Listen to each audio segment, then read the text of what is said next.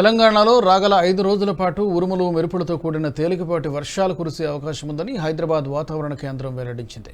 మధ్య మహారాష్ట్ర వద్ద కేంద్రీకృతమైన ఆవర్తనం అంతర్గత కర్ణాటక మీదుగా దక్షిణ తమిళనాడు వరకు కొనసాగుతోందని ప్రకటించింది. గంటకు 30 నుంచి 40 కిలోమీటర్ల వేగంతో ఈదురుగాలులు వీస్తాయని పేర్కొంది. గత 2 రోజులుగా రాష్ట్రంలో ఉష్ణోగ్రతలు తగ్గుముఖం పట్టాయి.